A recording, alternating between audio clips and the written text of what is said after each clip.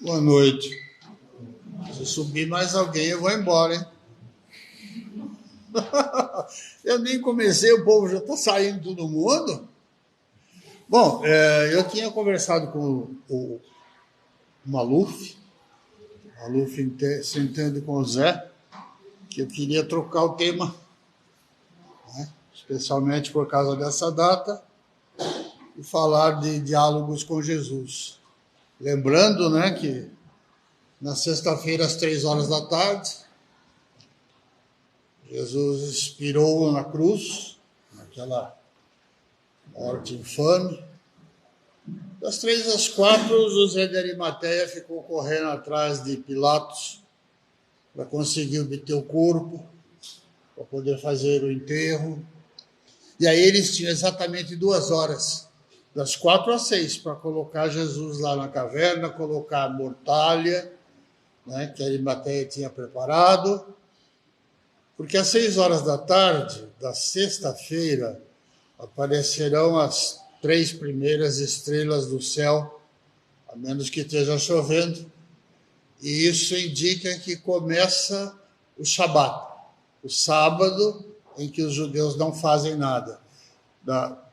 Não fazem nada em termos, né? Não deveriam fazer, mas é da noite do sábado e o dia do sábado, até que as 3 primeiras estrelas apareçam, do sábado para o domingo, e aí acabou o Shabat, e aí eles estão livres para continuar a sua vida.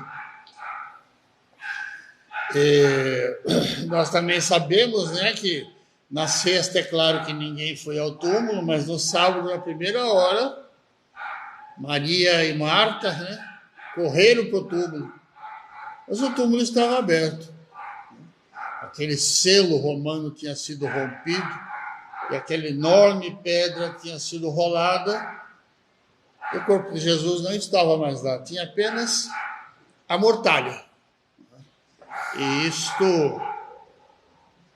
faz parte, né, daquele processo do corpo extremamente puro, digno, respeitoso desse espírito puro que é Jesus,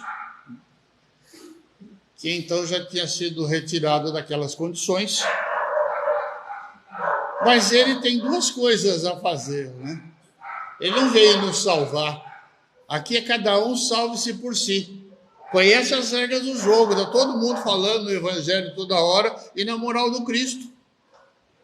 Então Jesus não veio salvar ninguém. Jesus veio nos explicar, primeiro, a moral de Jesus ou do Cristo, que é aquela que nos dá o caminho, né? O caminho para nós evoluirmos, o caminho para nós nos tornarmos dignos dessa doutrina de amor que o Mestre nos ensinou. A segunda questão é que ele já começa mostrando, não com toda a ênfase, mas mostrando que o Espírito é eterno. Ele não vai poder falar nisso agora, né? E ele disse: muito mais coisas tenho para vos dizer, mas vós não podeis suportar, né? Tem que haver um momento em que o homem esteja então preparado para descobrir que o espírito não morre. E a morte para os judeus era um ritual extremamente complexo, que na verdade mesmo os puristas não sabem dizer o que acontece com o corpo, a não ser que lá na frente os mais puristas dizem que tem uma ressurreição, né?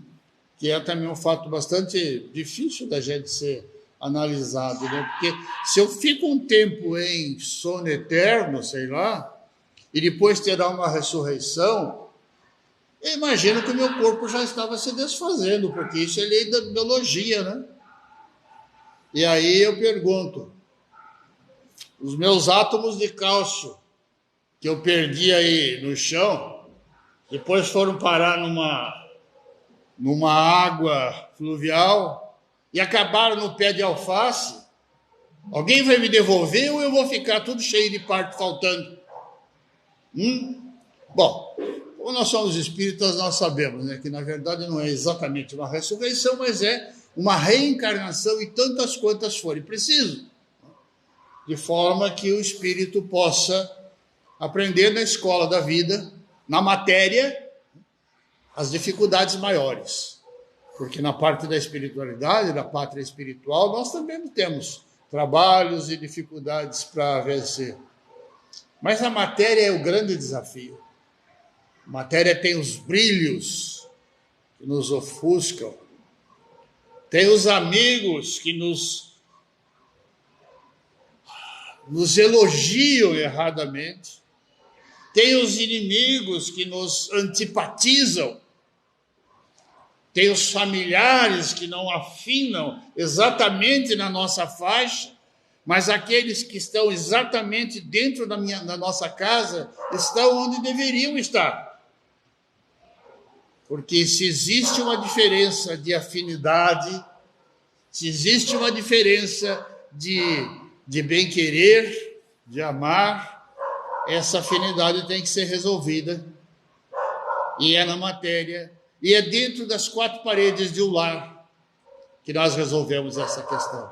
Emmanuel diz que um lar é um drama, adredemente, ele gosta dessas palavras, e o Divaldo as usa muito, que é do vocabulário dele, adredemente preparado, quer dizer, preparado antes, um drama preparado, onde todos os que estão ali fazem parte desse drama. No passado mais distante ou mais próximo, já tiveram essas vivências e ainda tem coisas para burilar, ou para ensinar e aprender, ou para tolerar, ou para perdoar.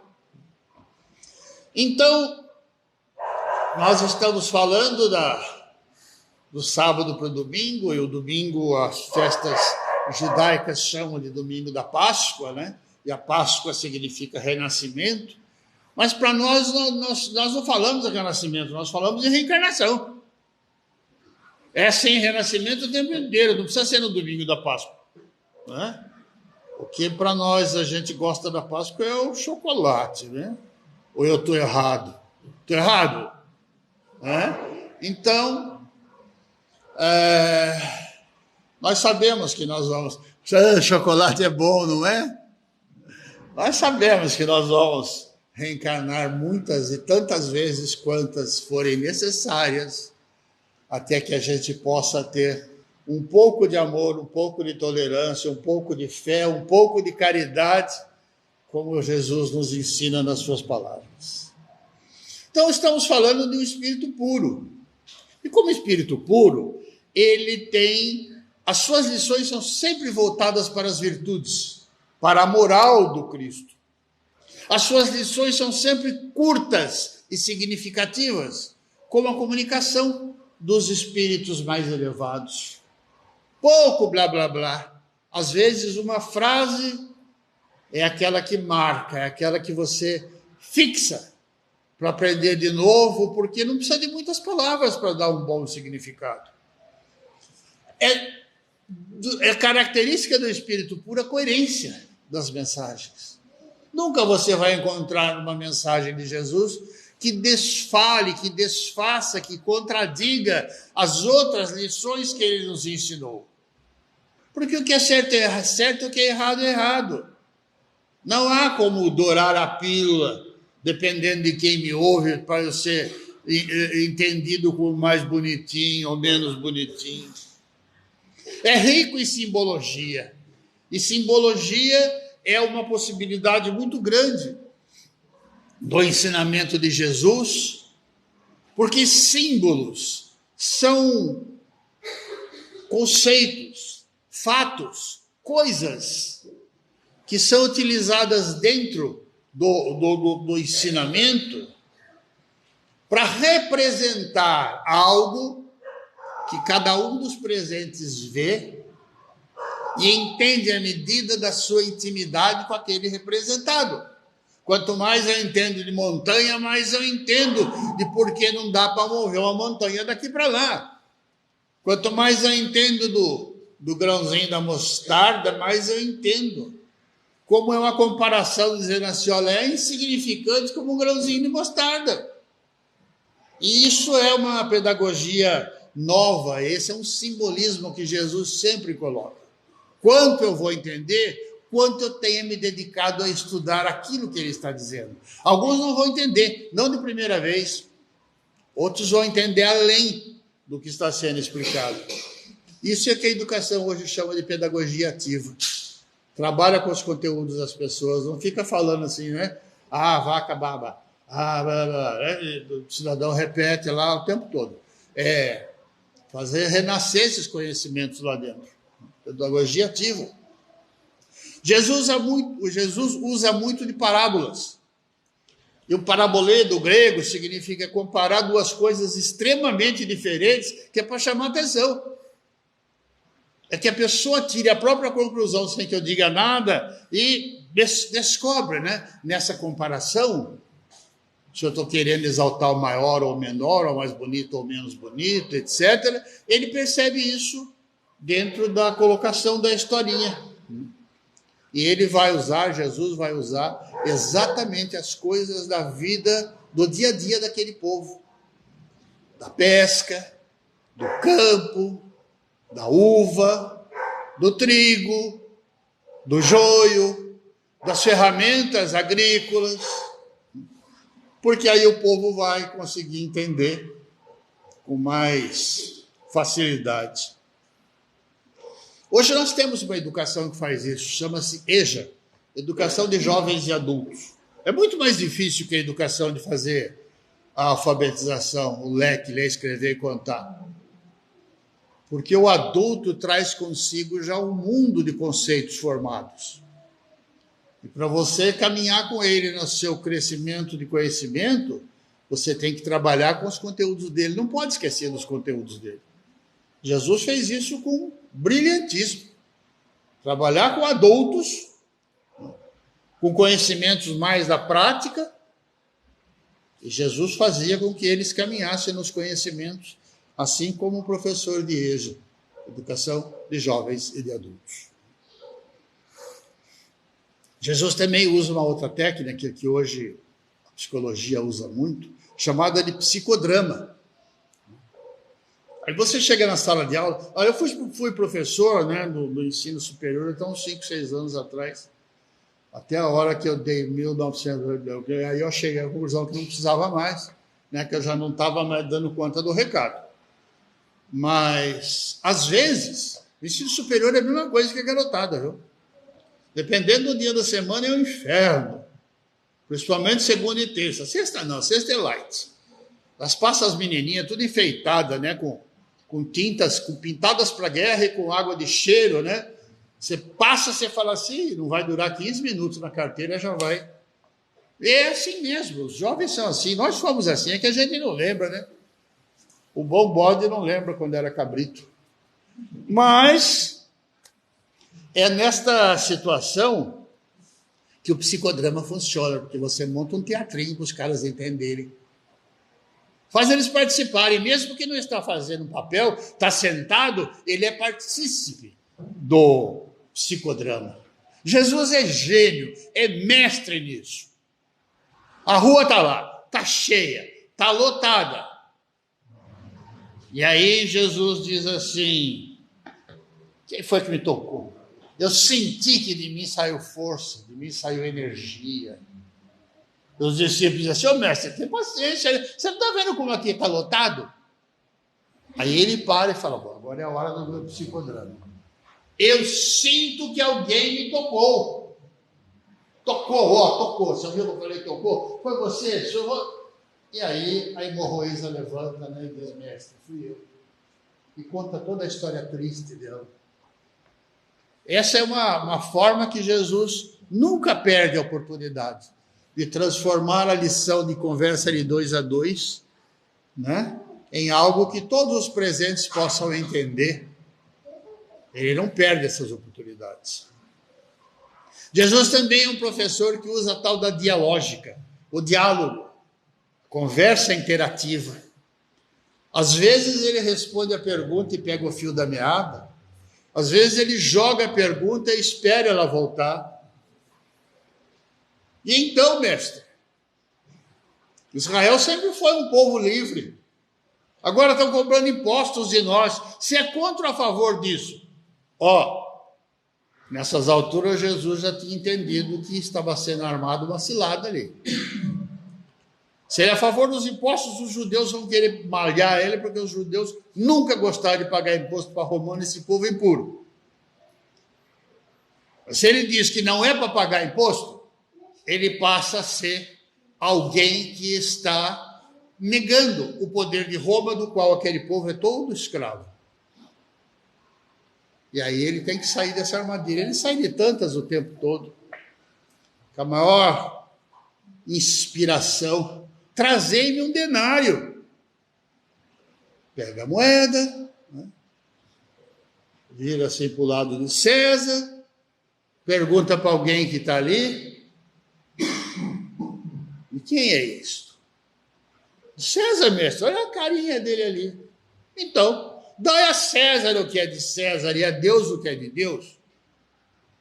Não vem me trazer problemas materiais, porque eu estou aqui para resolver os problemas espirituais. Vocês estão querendo armar, fazer uma armadilha, né? Mas tá bom, eu já dei a resposta para vocês e não caí nessa armadilha. Então vamos fazer o seguinte, vamos nos limitar ao espiritual.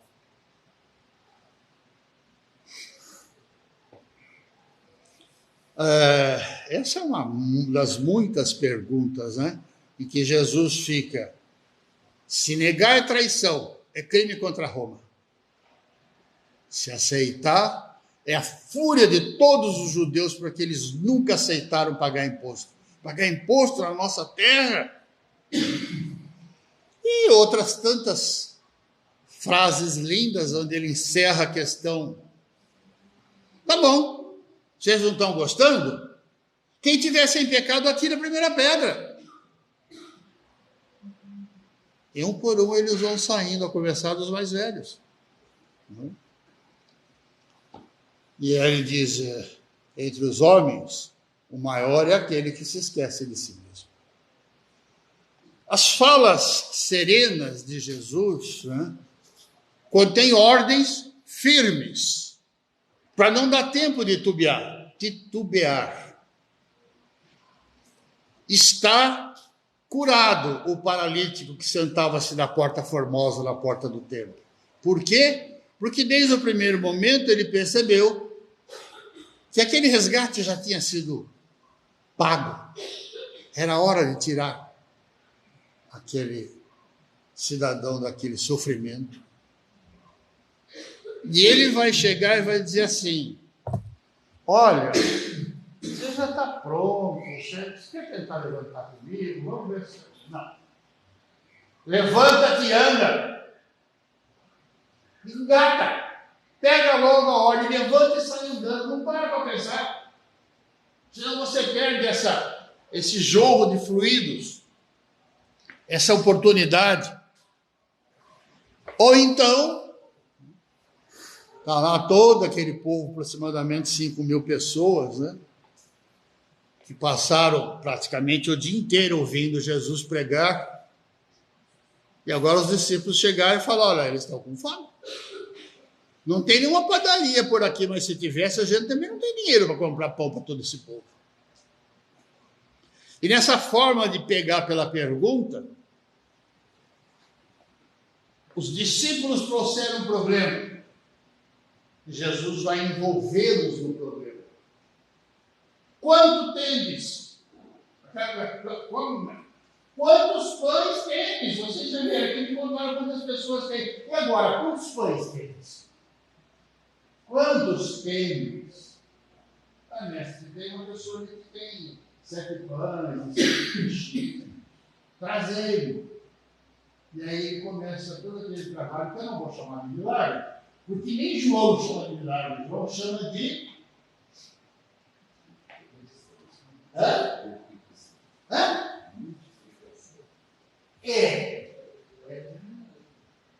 Oi?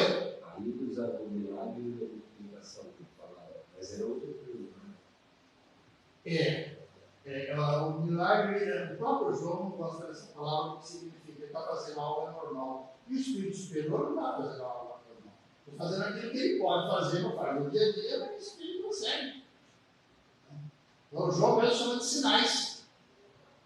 Ele faz um sinal. Ele atende aquelas circunstâncias e ele mostra para as pessoas. E é isso que ele vai fazer com aqueles pãezinhos. E qual é a lição que está por trás disso? Porque sempre tem uma lição. A lição que está por trás disso é o seguinte: você chega para Jesus e dizer, sabe, Jesus, eu estou com o seguinte problema, eu precisava trocar o carro, mas não está sobrando dinheiro, eu queria ir na praia, é o 3º ano que eu não tiro férias. Jesus, nessa lição, mostra o seguinte: você vem trazer o problema, o que você está trazendo para colaborar com a solução desse problema? Você não pode vir aqui de mãos vazias. No mínimo, você tem que trazer a sua fé. No mínimo, você tem que trazer algo que nos mostre que é viável, que você é merecedor. Senão, isso não vai acontecer. Então, quantos pães vocês têm? Nós vamos começar a fazer um trabalho aqui que vocês poderiam ter feito, e no final ele até diz, né? Um dos nossos livros espíritas, Humberto de Campos, diz, né, que seria possível, através de fluidos, manter aquele povo alimentado, sem que eles nem percebessem isso. Mas o que Jesus quer mostrar é, se você vai a Jesus pedir alguma coisa, não chega de mão vazia. Leva merecimento, leva fé, leva a certeza de que é uma oportunidade. E você começa a cooperar com a sua parte, sem o que fica difícil. E aí aquela fala linda de Jesus, né? Vai, a tua fé te salvou. Levanta-te e vai. Tua fé te salvou, vai em paz. A tua fé te salvou é a frase que mais a gente escuta quando termina esses momentos de graça. Jesus está querendo dizer, olha, não fui eu que fiz isso. O Pai me permitiu e você, através da sua fé. Porque se você não tivesse tido fé, não tinha acontecido. É a mesma coisa que acontece com aquele irmãozinho, aquela irmãzinha, que senta lá na câmara de passe. Vamos ver se vai dar certo, né? Não sei, todo mundo vem aqui, toma um tempinho, não sei bem. Parece alguém que entrou no chuveiro com capa de chuva e galocha. Não quer se molhar, quer que passe em volta e caia no chão. Então, é preciso que haja o merecimento, mas é preciso também que haja a oportunidade. Em primeiro lugar, é preciso que haja fé. Porque sem a fé, Jesus diz que não dá para fazer. Eu acredito nele. Talvez ele quisesse dizer o seguinte: você não merece que eu faça. Eu até posso fazer, mas você não merece.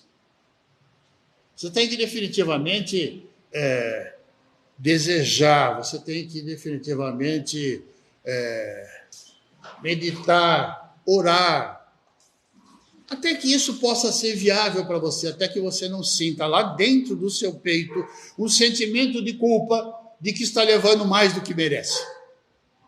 Você possa pedir isso com muita naturalidade. Então, essa pedagogia de Jesus, ela nos mostra, ela nos desvela, né, as nossas opções de fé. E são essas opções de fé que fazem com que durante a nossa meditação nós vamos parar lá dentro de nós mesmos. Nós vamos conversar lá com a nossa consciência, que, como nós sabemos, habita o espírito, não o cérebro. Mas que nós podemos ter trânsito livre, porque o perispírito é essa ponte, o perispírito é essa escada. E é com esse momento de meditação que nós vamos lá dentro de nós mesmos, encontrar as reservas internas mais profundas, ou encontrar as causas para prosseguir com força a nossa reforma interior, ou para corrigir aquelas partes da reforma que ainda não estão satisfeitas, não estão satisfatórias. E eu estou percebendo isso quando eu vou lá para ver as coisas, para visitar. Isso nos pede fazermos perguntas para nós mesmos, pergunta para o nosso estado de alma. É preciso uma boa pergunta para descobrir o estado de alma. Boa pergunta, ousada, instigante, provocadora. Às vezes até leva uma dose de irreverência. Saint-Exupéry, aquele aviador que escreveu o Pequeno Príncipe, ele diz o seguinte, né? As perguntas têm mais forças muitas vezes do que as respostas. Pergunta bem formulada abre um caminho de raciocínio e de trabalho. Às vezes a resposta não faz isso. E nós somos muito mais acostumados a perguntar aos outros do que a perguntar a nós mesmos. É mais fácil perguntar para o outro do que ir lá dentro e falar, antes de mais nada, eu sou o dono desse corpo, viu? E a consciência diz assim, grande coisa. Você é dono do corpo, mas eu sou aqui o juiz, eu sou aqui o cérebro que conduz essas coisas. E aí vem as perguntas. O que é que nos meus hábitos, no meu dia a dia, está virando um hábito pernicioso? Uma vez escapou, a segunda vez eu quase gostei, a terceira já virou hábito. E agora eu estou usando essa fala, essa palavra, essa ação, esse pensamento, com muito costume, como se isso fosse algo de bom para ser cultuado. Outra boa pergunta é, neste dia que acabou, eu passei meu dia sem ofender ninguém? Posso fazer uma rápida revisão daqueles a quem eu encontrei? E se no meio desta conversa eu não ofendi? Às vezes sem querer, às vezes levado pelo orgulho de mostrar que é mais importante, que é mais inteligente. Aí você olha para a pessoa que está ouvindo você falar, e ela faz assim. Aí a gente faz, porque eu não estou conseguindo atingir. Ou ela está muito acima da minha sintonia. Então o que eu posso fazer é pedir para o pai, falar, pai, eu estou gastando aqui as minhas quirelinhas, dá uma ajudinha aí para que haja alguma coisa de efeito. Ou me mostra que está errado. Nesse dia eu pude ajudar alguém. Alguém estava ao meu lado e era uma situação de ajuda que eu fiz de conta que não vi. Tipo aquela senhora com 2 pacotes no supermercado, um está quase caindo, soltando tudo. O cidadão passa, ela está aqui, ele olha para lá, assim. Não estou vendo nada. Não vou abaixar para catar pacote de ninguém. Última pergunta. Que virtudes eu exercitei hoje? Daquelas virtudes que eu sei que eu estou começando a aprender. Quais? Ou qual? Ou será que eu exercitei uma delas, pelo menos? Porque essa é a cobrança do dia a dia. Até que isso possa se transformar no hábito. Agora, as perguntas de Jesus são como diria a garotada, são matadoras. As perguntas de Jesus te põem em xeque sem muito constrangimento. Pedro, tu me amas? Sim, mestre, eu te amo. Mais adiante, Pedro, tu me amas? Eu já disse, mestre, que eu vos amo. Pedro, tu me amas? Sim, Senhor, eu já falei, eu vos amo. Primeiro ele diz, cuida dos meus cordeiros. Depois ele diz, pastorei as minhas ovelhas. Porque ele está dizendo, se você me ama, eu estou tentando te preparar para ser aquele que segue, cuidando desse rebanho. Então você tem que começar a ser preparado para isso. E lá vão 3 perguntas. Tu me amas? Tu me amas? Tu me amas?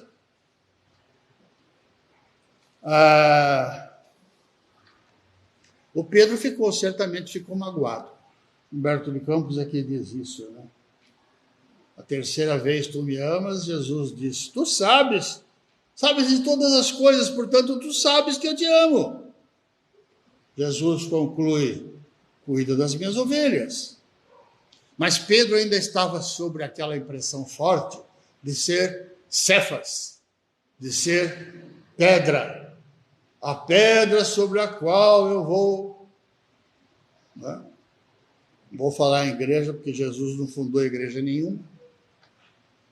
Mas é este o momento que toca Simão Pedro.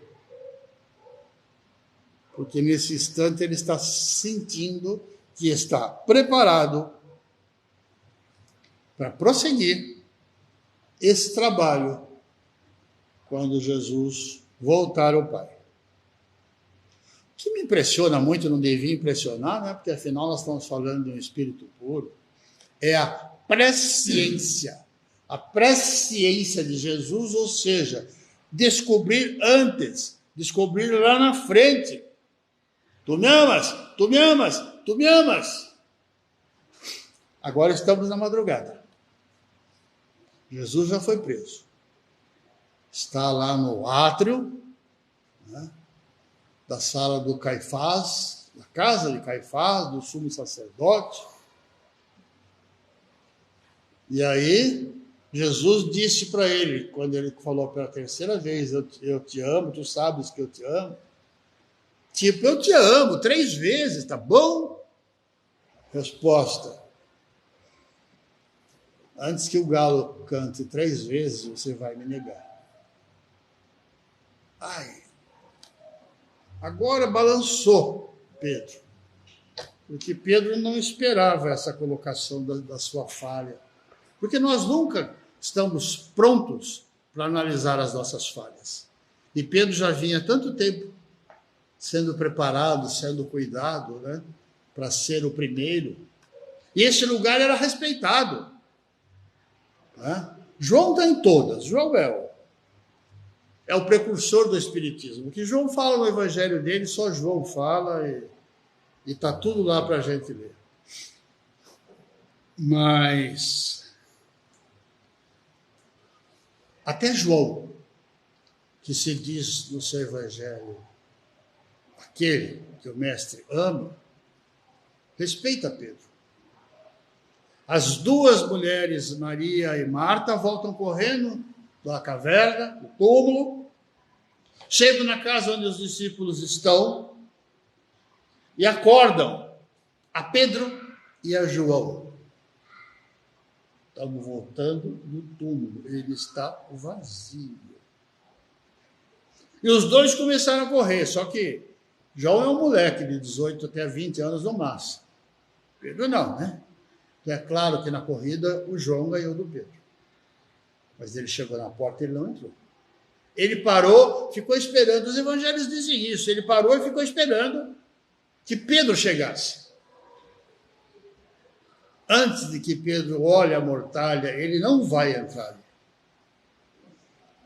E agora ele tem o aviso de que por 3 vezes ele vai relegar Jesus.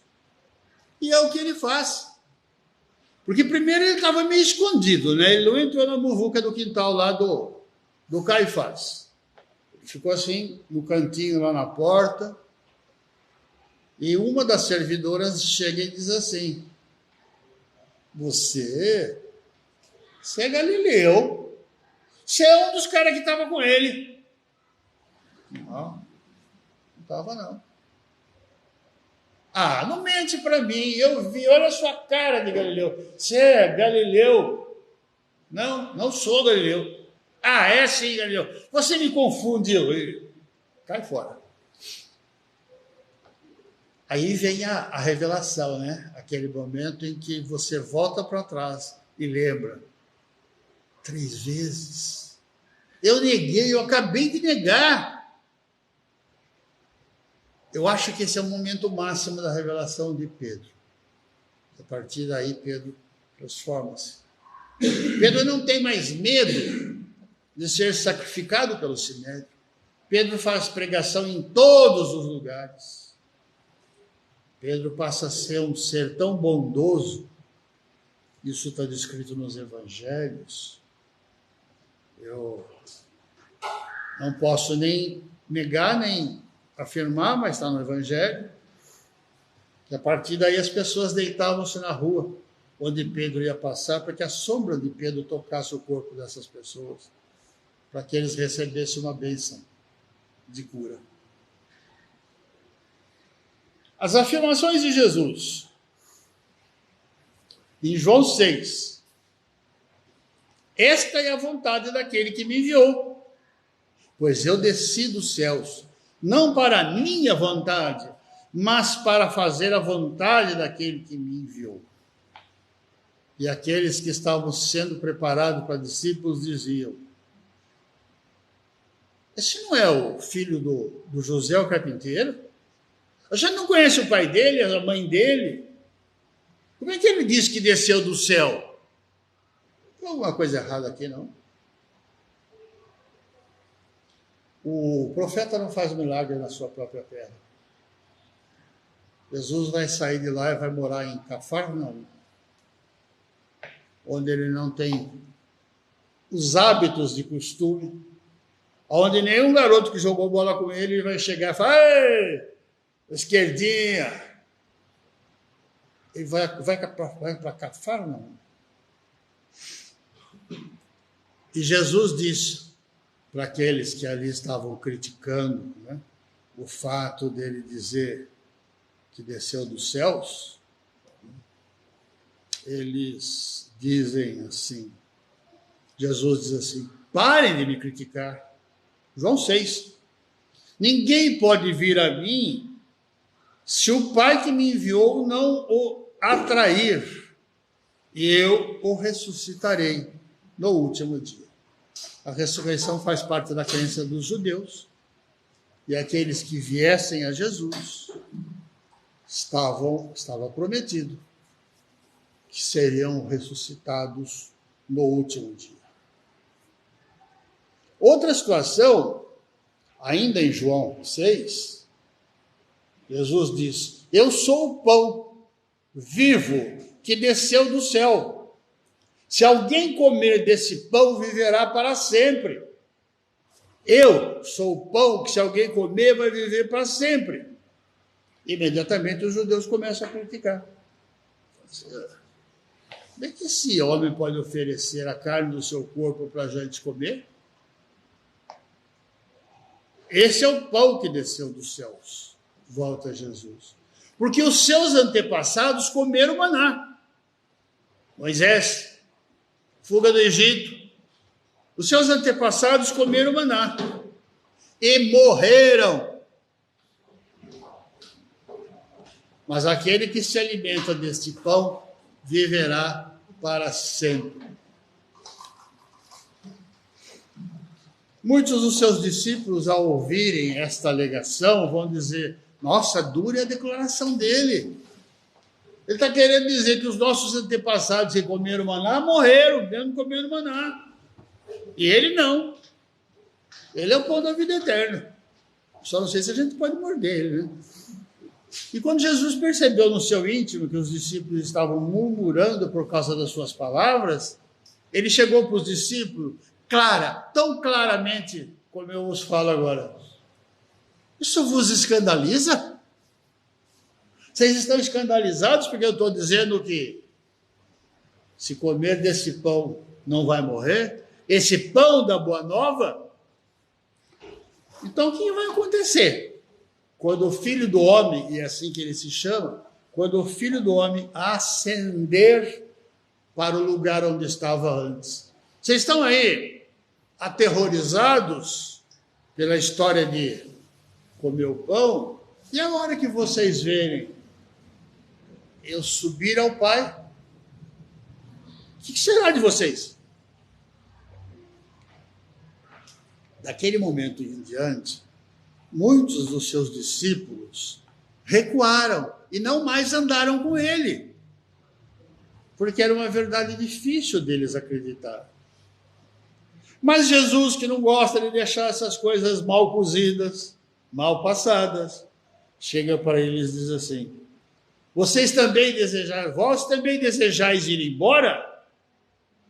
E o Simão Pedro diz: Senhor, para quem iremos? Tu tens a palavra da vida eterna. Nós vamos deixar aqui esse colégio, esses seus ensinamentos, e nós vamos para quem? Afinal, a gente já estava com João, o Batista. Muitos foram convidados depois, mas alguns já estavam com o Batista. Quando Jesus passou na beira do Jordão, e João Batista disse: vede, ali está o homem sem pecado, ali está o homem muito melhor que eu para ensinar vocês.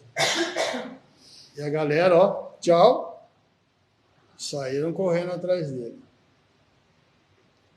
A próxima pergunta é o cego. E Jesus sabe que o tempo de resgate terminou e que ele pode tirar o cego daquela situação. E o que ele pergunta para o cego? Quem me ajuda? O que queres que eu faça? Jesus, facilita a minha vida, hein? Eu sou cego, você está perguntando o que eu quero? Não foi assim. Mestre, eu quero que eu tenha vista. Eu quero voltar a enxergar, eu quero enxergar. E Jesus lhes diz: vai, a tua fé te salvou. E logo o cego passou a perseguir Jesus, porque agora o cego viu. A pergunta é: por que essa pergunta é tão óbvia? Cego, você quer ver? Vou te dar 3 chances, hein? Você quer ver? Você quer torcer para o Palmeiras ou quer ganhar um ovo de Páscoa número 100? O cego não tinha profissão. O cego nunca trabalhou.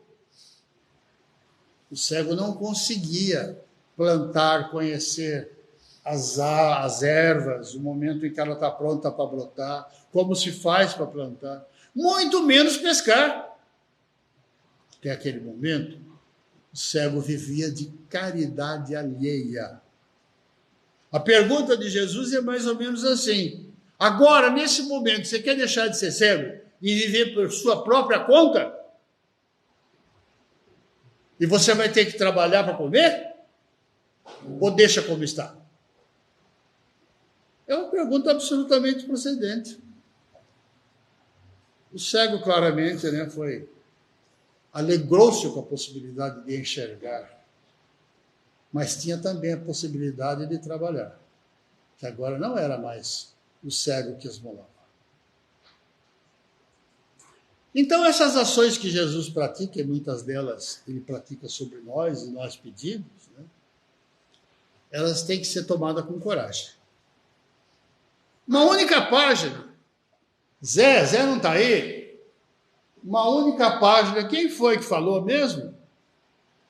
Uma página do Evangelho já se Qual deles falou, Zé? O livro. O Lima. Perfeitamente. Aprendi isso aqui. Há uns 6, 7 anos atrás.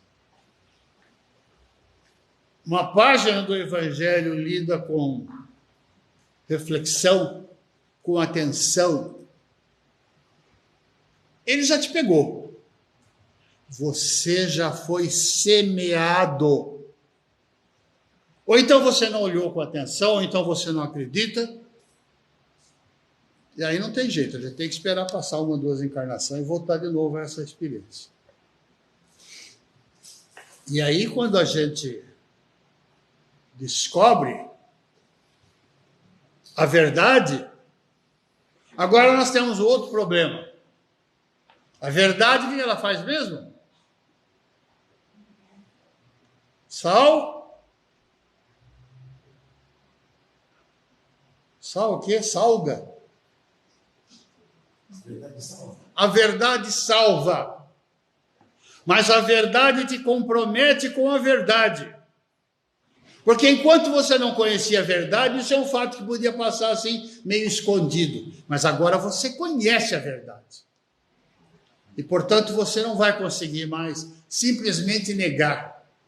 Essa é a cobrança da verdade. Agora você conhece? Agora você sabe?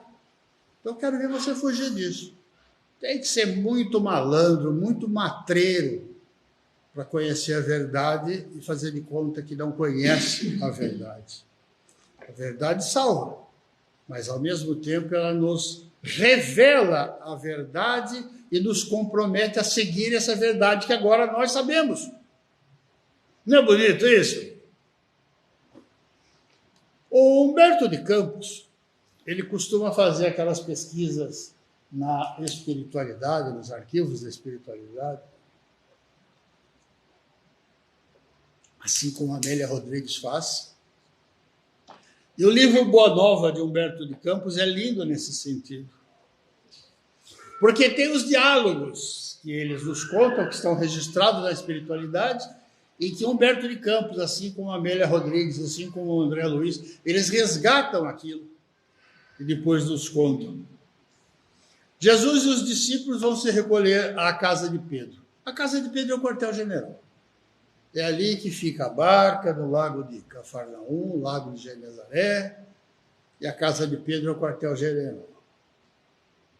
Senhor, uma conversa bem de canto, como nós podemos interpretar a sua primeira manifestação transformando água em vinho? Perguntinha difícil, né? E sabe de quem é? Simão. Simão nunca teve papas na língua, não. Ele chega junto. Simão, conheces a alegria de servir a um amigo? Agora pegou. Acho que Simão, em certas horas, ele era muito... Não é a palavra certa, não? Deixa eu falar. As bodas eram de amigos. Maria levou Jesus e deixou Jesus levar todos os discípulos. Ela estava ali, era da família, era de casa. Maria dá ordem para o mestre de banquetes. Enche essas bilhas com água, faça tudo o que ele mandar. Ela estava absolutamente em casa. Isso era bodas de família. E aí Jesus, vendo aquele Pedro, que é um fanaticão, diz assim: Simão, você não conhece a alegria de servir um amigo?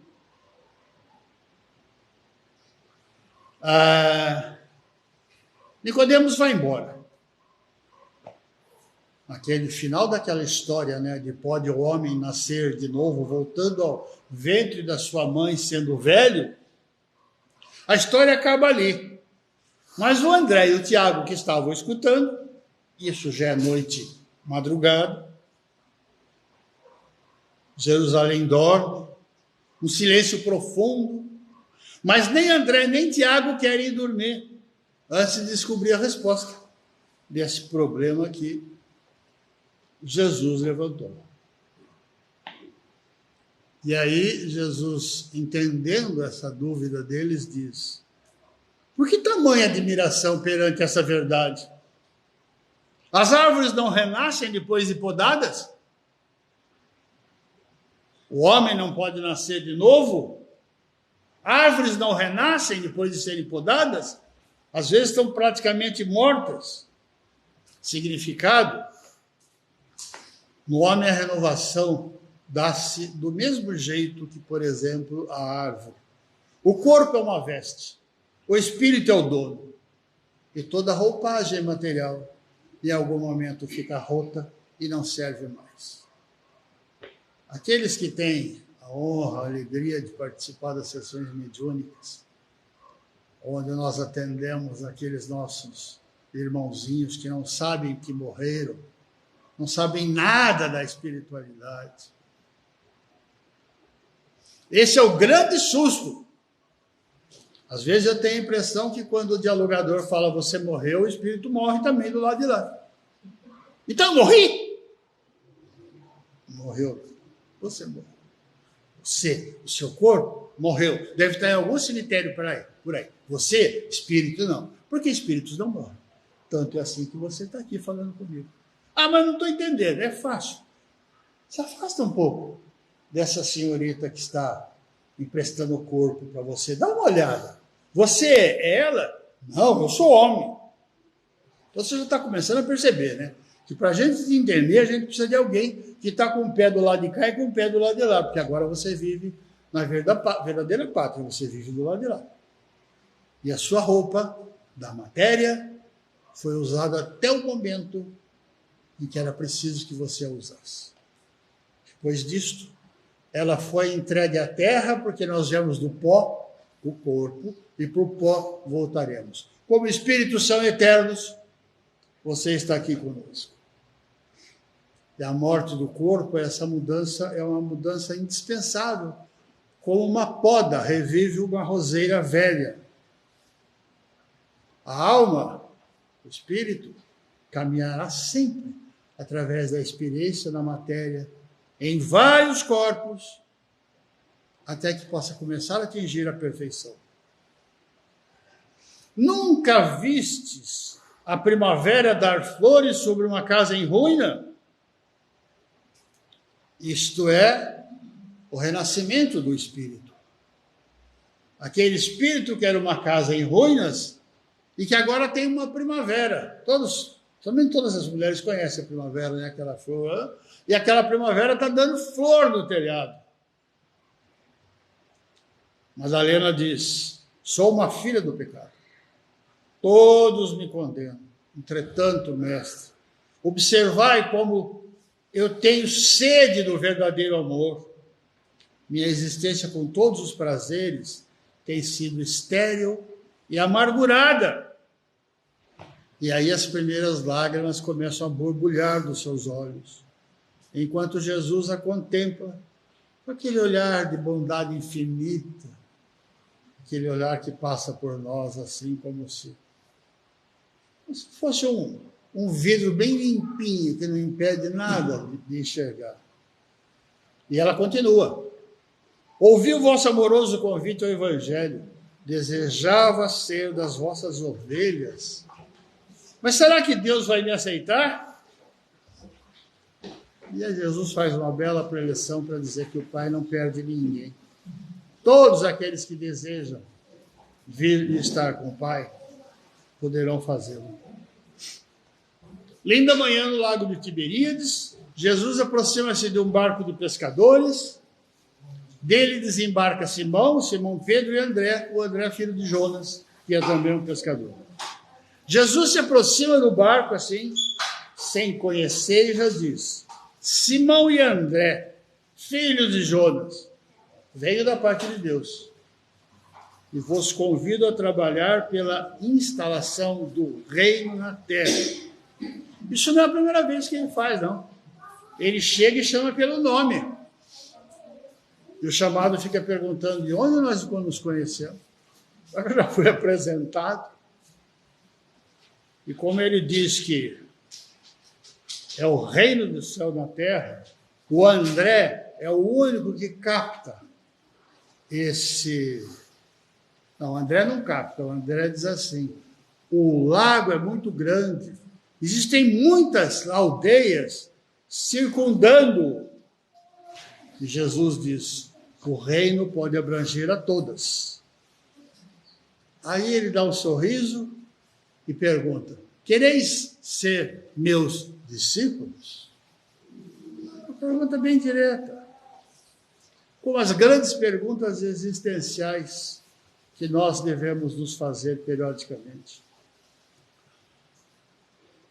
O que Deus espera de mim? Eu estou amadurecendo minha espiritualidade? Em que Jesus nós cremos? O Jesus homem? O Jesus histórico, aquele que tem toda a história? O Jesus professor?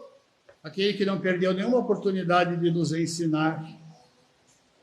Ou Jesus médium de Deus, que veio trazer a segunda revelação, com toda a força que era preciso para contá-la, porque ainda era tempo de judeus, ainda era tempo da religião judaica.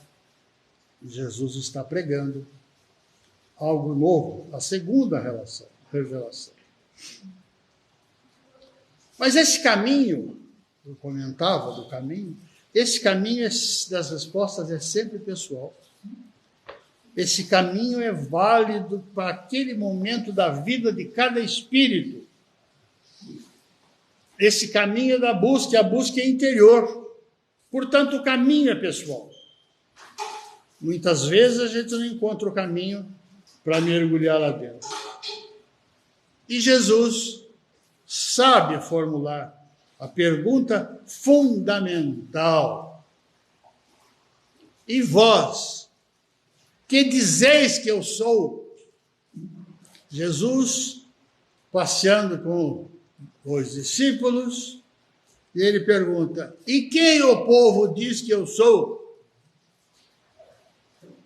Um deles diz, João Batista, ou talvez o Elias, o que significa que eles eram reencarnacionistas, ok? João Batista e Elias, há tempo já tinham ido para lá. E aí Jesus pergunta, e vós, o que dizeis que eu sou? Quem sou eu para vocês? Isto é fazer com que os espíritos se comprometam com uma nova resposta, com um novo estilo de vida. E ele se arrisca. Quem responder, se arrisca numa nova aventura. Porque a pergunta é desafiadora, mas a resposta te faz tomar uma posição. E Pedro é o que toma a posição mais rápido. Tu és o Cristo, o Messias, porque Cristo, como nós sabemos, significa Messias, Mashiach, em hebraico. É dizer que daqueles Messias que apareciam de vez em quando e que o povo estava esperando, o Pedro está dizendo, não, você é o Messias que esse pessoal está esperando. Lamentavelmente, eles não descobriram. Até hoje tem judeus de linha dura que ainda estão esperando o Messias. Tem outros que já aceitam Jesus com uma certa ressalva. Mas essa tomada de posição que Jesus quer que eles digam. Essa tomada de posição que Jesus quer. Que brote a semente. Porque depois que brotar a semente, não vai faltar campo, trabalho, chuva de Deus, sol todo dia, para que isto progrida, brote, cresça, multiplique. Como o cristianismo multiplicou. Eu já disse isso várias vezes aqui, eu vou, sem parecer... Eu estou ficando caquético, eu vou repetir de novo. Se o pessoal chegasse para mim e dissesse, olha, tem um plano aí de botar a segunda revelação, ela vai acontecer naquela trepinha de terra ali. Aquela trepinha chamada Palestina. Já começa errado. Palestina é o nome dos filisteus. Os filisteus eram inimigos figadais dos judeus. Filisteu É o gigante Golias que briga com Davi, o pequenininho. E eu ia dizer, não vai dar certo. Pois não é que deu? Eles são inclusive escravos dos romanos. Pois não é que deu? Os romanos foram o bom caminho, o grande caminho para divulgar essas verdades. E aí essa é a pergunta que cabe a nós. E vós, quem dizeis que eu sou? Para o sarcasmo, Jesus, a resposta é o silêncio. Para a calúnia, a resposta é a caridade em forma de perdão. Para o egoísmo, a resposta é a renúncia. Para o fanatismo, a resposta é a caridade em forma de esquecimento. Para a preguiça, a resposta é a caridade na forma de trabalho. A tentação, a resposta é a caridade na forma de resistência. Para a ignorância, a resposta é a caridade. Para a violência, a resposta é a caridade na forma de brandura. Para o crime, a resposta é a caridade na forma de socorro às vítimas dessa delinquência.